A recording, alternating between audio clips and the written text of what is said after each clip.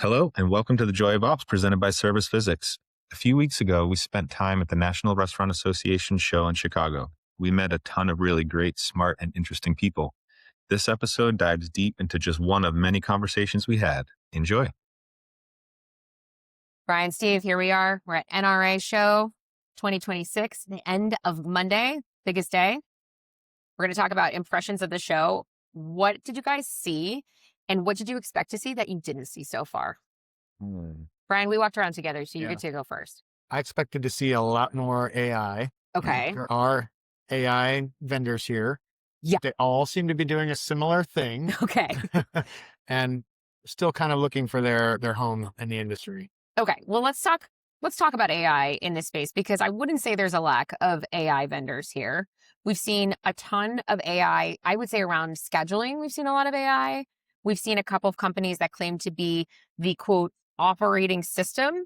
And then we talked to a couple of vendors that were really focused on revenue, like recovery, especially in the delivery world. Wait, what do you think of this cluster of services, and what do you guys think is missing?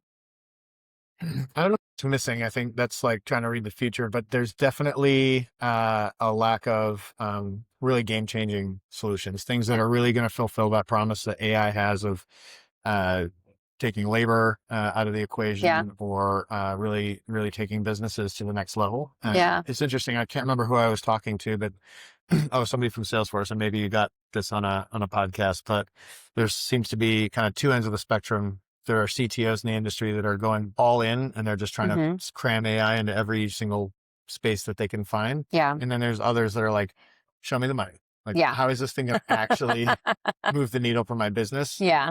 But he said that even the ones that are cramming it in everywhere are still like just experimenting. Like there's not really a clear win use case yet. Yeah. It's a kind of interesting, because I think when we explore what AI can be for the restaurant space, it's so broad. It could be anything. And the nature of a customer relationship with a restaurant is so many things. It's the way you order. It's the way that it's the way that scheduling works. Yes, but it's the digital experience. It's all these things together. And so I think the confluence of solutions around scheduling is really interesting, because it feels to me, honestly, like the easiest application. And so everybody's going for it. But I was surprised to see that there's not that many solutions like tackling the harder things around experience and really thinking about, how do we drive experience versus just sort of what I'd consider like the back end. So just interesting. Yeah. I mean, what do you think, Steve? I think the issue with solutions looking for problems is that people don't land them in the today value. They're promising a future value that doesn't exist yet. So in 24, when we were here, everything was robots. In 25. Wait, hold on. What kind of robots? like Flippy and other kinds of robots. And they were promising labor savings, which we knew wouldn't pan out because you still need a human to attend the machine. Yep. Now, that's not to say that robots aren't a solution in the future to a problem that is real. Yeah. It's not there today. And so how do I get the value out of that today?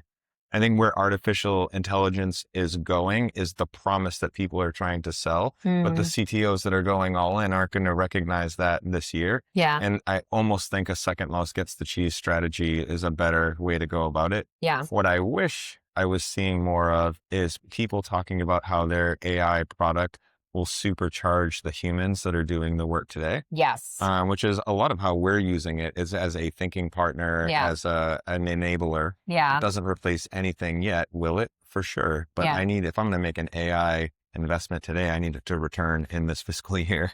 I mean, and that's the problem, right? And I was chatting with a friend who's a sort of like a, multi-unit operator. And he said, when you run restaurants, you know where your dollars are going. Right? Because anybody who runs a restaurant is like focused on excellence in all these different ways. And it could be, you're super passionate about one part of it more than everything else, but you do know all the other pieces. And the idea that AI is going to come in and magically find some optimization for you that you can like deploy like that is really false. So I think that's an interesting moment, because I think you're right. There's going to be a lot of second wave businesses that are successful, but first we have to see the first waves crash. That's right. And creative destruction, right? We need creative destruction in the system. A lot of experiments. There's nothing wrong with trying it out and trying to find ways that it can add value. Yeah. It's interesting. Oh, go ahead. Sorry. Magic takes a lot of work, right? So we all want it to be like sleight of hand and ta-da. Magic takes a lot. Silver bullets are like silver bullets. That's right. Yeah. It's interesting. Also, one of the things when we were walking around that Brian shared with me is like a lot of the companies that are building AI in this space are not restaurant operators who are at the helm of these companies, which I think is really interesting. You have technologists who are saying, I have technology for you, come use my technology. But I think, there's a lot of institutional knowledge that gets built over a decade in this industry. And I think we might build better solutions if those folks were at the helm of those companies. Right. What's the supposed Henry Ford quotes? Like if I'd asked people what they wanted, they would have said faster horses. That's exactly This is what's right. happening with AI right now. It's like, how do I get my horse to be faster? Instead of really like, what are the game-changing applications? 100%. It's a really amazing and inspiring case study in Cluster Truck where they wanted to build a software company. So they want to build a software company for all restaurants. So they built a restaurant. They put the software company upstairs. And so when something breaks, it's like a broom handle on the ceiling, bop, bop, bop. And the technologists come down. What's the problem? It's this. And then they go upstairs and code a solution. 100%. Right? Like which one of these AI companies is taking that approach to getting that close to the customer and that close to the frontline work to say like, this is going to be the thing that helps you. The tricky thing is a lot of these are aimed at their knowledge work solutions, right? They're not like frontline solutions.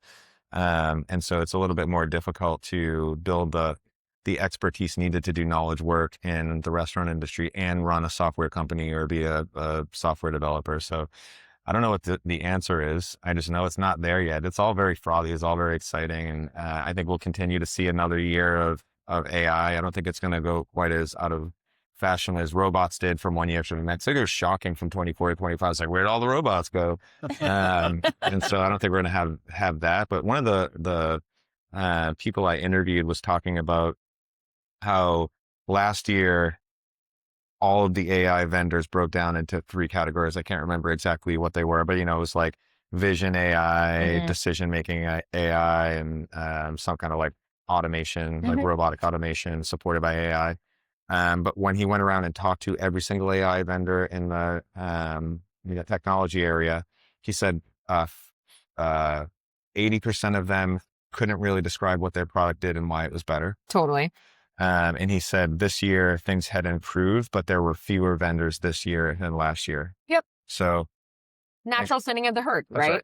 Yeah. I think it's interesting because a bunch of the companies we talked to were doing revenue recovery through digital platforms, which is a really interesting and sort of, in my opinion, obvious case study for it doesn't even need to be AI. It just needs to be a really good algorithm because it's like, how many orders a night are, they say they're packed incorrectly and like how many opportunities can you identify for revenue recovery. However, my feeling on this is like, it actually doesn't matter because if DoorDash says you incorrectly missed a soda in this and somebody wants their $3.75 back for a soda, like the chain and the time of that request coming, you have to prove it out, even in the most AI-enabled sense. Like that customer's still getting their $3.75 back. And the question is, who's going to pay? And DoorDash, Toast, whoever, have all the leverage in that relationship. So the chance that they're like, oh, you proved it, and now we're going to give you that money back, it just feels really light to me. And so it makes me a little sad for these restaurants because I feel they're going to invest a lot in technology with the hope that it will ROI with no way to actually recover that because they don't have the leverage that they think they do in the relationship. And one thing I know deeply is like getting money back from someone is very difficult. And so it's interesting to think about, people build where it seems obvious. The data's all there, right? The APIs exist. You can plug in. It's very simple. But it's really not the thing that's going to drive it in the long run. And I think we're going to see a lot of, creative destruction come out of that. Yeah. And the more complex challenges around computer vision and around sort of experience layout and everything like that are going to be, as all complex challenges are, harder to solve and take a little bit longer time. I think it's a bit of a moral call to action for large restaurant companies to hold ground and stand up against some of the large software players. Because the smaller restaurant operators, you're right, they have no leverage and they're going to get trounced upon. Totally. And the technology companies know this and they're exploiting it. So when are the Starbucks and Yums of the world going to step up and either hold their ground or do their own thing to replace that gap in value that exists? Yeah, it's crazy. And I think we're going to see a lot, especially as more and more logistics labor becomes easier to plug into and you don't need to go through these platforms as much. And they're taking tremendous unit economics.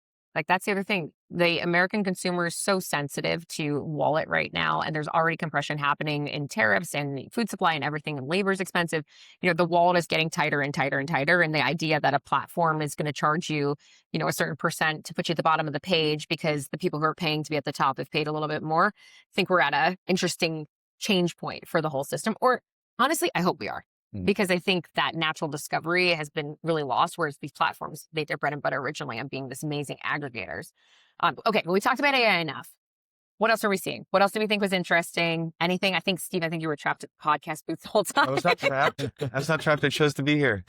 I can tell you the one thing that surprised me, a consistent question or set of questions I asked everybody were, what are some of the headwinds? And I guess in a way I was asking, like, what are the things to be pessimistic about, but also like what gives you hope in the next 12 to 18 months? And it was much easier for people to talk about like what there is to be hopeful and positive about than negative, which I think is not naturally human nature. Like humans like to complain about all the things that are wrong. But given where we are in history right now, like we're at war, the economy is confused, bad or confused, depending on your standpoint. I think most people are hopeful for like the resilience that this industry just brings by its nature, combined with technological leaps that are available. Yeah. And I think I don't know, it filled me with a little bit more optimism about what next year holds. That's amazing. And we saw so many people starting restaurant concepts. And this is amazing because it's like a notoriously difficult industry and not hard to enter, but very hard to operate. And the amount of people walking around saying they were starting concepts or they were about to, or they just launched, or they're expanding, I think was really exciting because, everybody eats. I've said this forever. Everybody eats, and it's like a very simple thing. And I love that we as an industry can find joy and hope in that. And maybe it's like, maybe this is where it all goes, right? As everything becomes just harder to manage, people will reinvest in, eating locally and all that good stuff. Yeah. Particularly, I mean, if you would not have said that probably 3-4 years ago when money was basically free. Yeah. And now it's more, I'm not saying it's the most expensive it could be, but it's more expensive than it was. Yeah. And still you have all these people trying to get after it and do something positive. So something's going on. Amazing. So, okay, last question. We're coming to NRA next year. We're coming. Others are coming. What would be your advice to others who are looking to enter the industry or thinking about coming to the show, maybe connected or not connected? What do you guys think is the biggest thing about this moment for the community and how to navigate a little? I've stumped you both. It's a good one. There's just so many things to choose from. Well, the first year we came, we learned a lot. So we didn't come and walk the floor our first year. We came heavy with a booth. Yeah. We invested a lot in that first booth and that first experience. Yeah. We learned a lot. I don't know that it certainly wasn't a waste. It's been a great brand builder for us. Like a thing to talk about in a way to, I think back in 24, we talked about it as like Service Physics was arriving. Yeah. We're finally big enough to be at the show. Yeah. And so for us, it was that was almost more important than like whoever we might meet passing by the booth. So I think everyone sort of has to decide before they come what their goal is in doing it. We met a lot of folks who were walking the floor, hoping to, serendipitously run into some clients. I don't think that's a great strategy, but it's a really great networking opportunity for folks in the industry. So we had some really awesome conversations here in the podcast booth, but also just with folks passing by. Found some great synergies and, potential ways to do work with other people in the industry that are also trying to make service work better for people. Yeah. So it's a great opportunity to just be in the industry, be, to your point, seeing what the trends are and then have some way to think about how you incorporate that in your sales pitches or your brand marketing and those kinds of things. So for the businesses looking to come, I think there's a lot of value in just being here. Yeah. And then depending on what your actual business goals are, whether you do a booth or not, it's a whole different game. But I certainly would not. Next year, we're already committed to doing a booth. I mean, we're going to do year 4. Year 4. But it's kind of interesting because we had so many people walk by and this is like their 3rd, 4th, 5th, business in this space. The resilience of this community should not be ignored. Like how many people walk by that you guys have worked with before, either as clients or as coworkers, all this amazing stuff. It's a tight-knit community and I love it because you never know who's going to walk by. And also the people who have been here forever have the best stories to tell, right? They've seen the industry through everything. So It's a good show. It's great. I think we made new connections. We reinforced existing connections. We validated some messaging and marketing that we've done by people coming over and saying like, hey, we listen to you on this podcast. It's good to see you here.